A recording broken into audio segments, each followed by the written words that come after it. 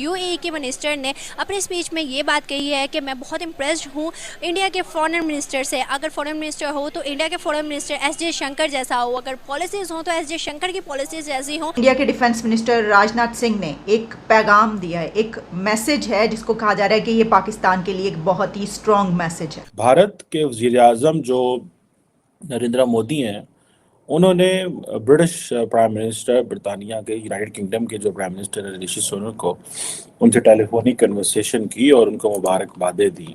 China के एक सफारतकार ने तारीफ कर दी है भाई इंडिया की, जो आज तक नहीं हुआ वो अभी हो गया। वो कहने लगा I am a big fan of India, I am a big fan of India policy. UAE एक मुस्लिम कंट्री, चाइना एक नॉन मुस्लिम कंट्री, दोनों ही पाकिस्तान के करीब हैं, मगर they are preferring India, they are appreciating India. China के ambassador to Bangladesh जो हैं, उनकी एक स्टेटमेंट भी इस वक्त बड़ी डिस्कस की जा रही है और वो ये है कि वो हैं तो बांग्लादेश के एम्बेसडर और चाइना के हैं और पाकिस्तान के दोस्त हैं, लेकिन उन्होंने ये कहा है कि he is big fan of India. सिर्फ यही नहीं, बल्कि मैं तो ये देख रही थी यूएई के जो मिनिस्टर हैं फॉर आर्टिफिशियल इंटेलिजेंस, उन्होंने भी कुछ इंडिया की तारीफ़ की है, जिसमें उनका ये कहना था कि वो इंडिया के एक्सटर्नल अफेयर्स के मिनिस्टर जो जयशंकर है उनसे बहुत इम्प्रेस। राजनाथ सिंह साहब जो डिफेंस मिनिस्टर ऑफ इंडिया है, वो कश्मीर में मौजूद थे, श्रीनगर में एक गैदरिंग से खिताब कर रहे थे और उन्होंने कहा कि हम तब तक आराम से नहीं बैठेंगे जब तक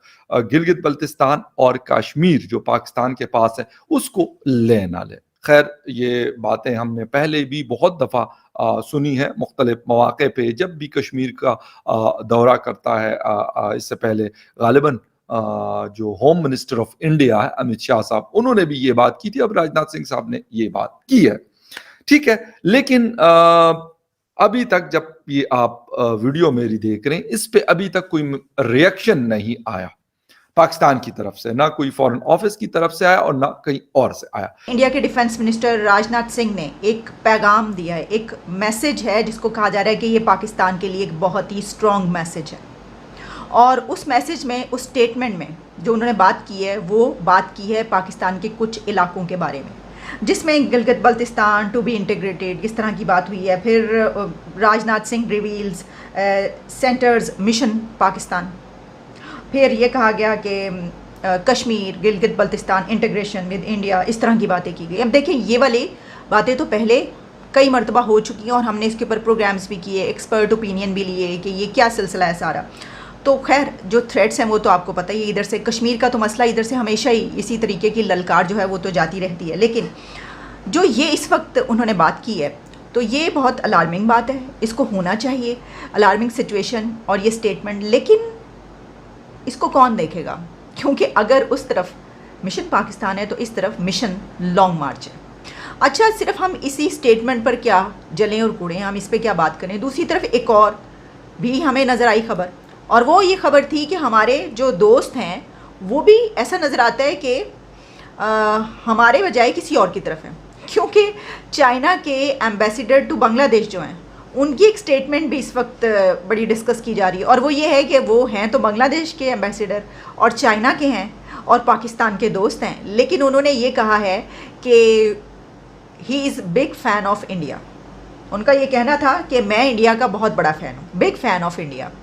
अच्छा, अब इसके ऊपर जो है वो क्यों कही उन्होंने बात, वैसे उनका नाम है ली जिमिंग। ली जिमिंग जो है उन्होंने ये बात की, तो अब उनको पसंद होगा, हम क्या कह सकते हैं। देखिए, अपनी अपनी ये तो अब स्ट्रेटजी है, किस तरह चलते हैं, ठीक है। तो हो सकता है कि वैसे तो चाइना उनसे इस बारे में पूछे कि आपने ये जो बात की है तो ये क्यों की है, लेकिन हो सकता है चाइना को पता हो और चाइना चाहता हो कि ताल्लुकात अच्छे हों, कि ठीक है इस तरह की स्टेटमेंट्स आप जारी करें। क्या करेंगे, हमने ट्रेड करनी है, हमारी ट्रेड इतनी बड़ी, हम क्यों झगड़ा मोल लें किसी से, झगड़ा वगड़ा ख़त्म करें, आप चलें इस तरीके से।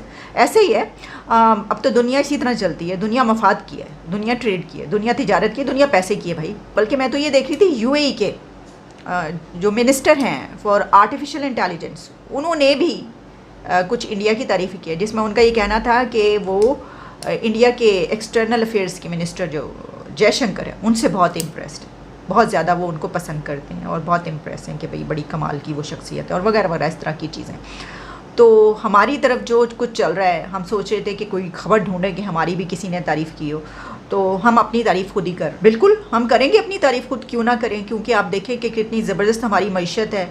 हमारे जो फॉरेन रिजर्व्स हैं वो कितने 7 पॉइंट समथिंग पर आ चुके हैं, और हमारी मईशत की जो हालात हैं वो हम डिफ़ॉल्ट होने से बच गए हैं।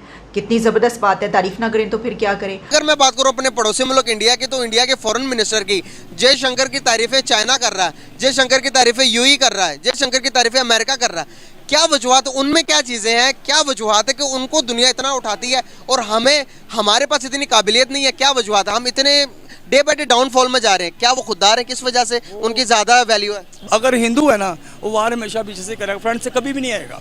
हिंदू हमारे बच्चे से भी माशाल्लाह ला इलाहा इल्लल्लाह मोहम्मद रसूलुल्लाह कलमा पढ़ के निकले तो वो आगे है। हिंदू भागेगा, बच्चा हमारा पीछे पीछे रहेगा। उसकी वजह ये है कि ये लोग ठीक हो जाए ना, आपके मुल्क के हालात। हम हिंदुओं से ये ऐसे नहीं क्यों नहीं कर लेते कि जैसे कि हमारे नबी के दौर में हमारे नबी ने किया, हमें बताया कि मोहब्बत, प्यार, अमन, देखें कि हर काम हमें हिंदू मतलब कि लड़कर नहीं हासिल कर सकते। प्यार मोहब्बत से किया। नबी ने ये फरमाया कि कहीं भी रहो अपने दायरे के अंदर भी, चाहे तुम्हारी वेब्स, तुम्हारी इतनी अच्छाई होनी चाहिए तुम्हारे अंदर कि जब तुम्हारी किसी महफिल में तुम ना भी हो तो तुम्हारी तारीफ़ें होनी चाहिए। तुम अपना मयार इस तरह से बनाओ। हम आज का मुसलमान क्या नबी की सुन्नतों पर अमल कर रहा है? नहीं, खैर नहीं।